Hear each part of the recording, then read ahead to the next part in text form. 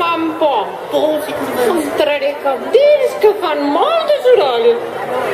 El ball de diables de Valls prové dels balls parlats que tenen els seus orígens a l'antiga edat mitjana, a l'època dels cadells medievals, i quan hi ha el pati hi havia el castell i van vestits de color vermell amb figures diabòliques negres cosides al damunt.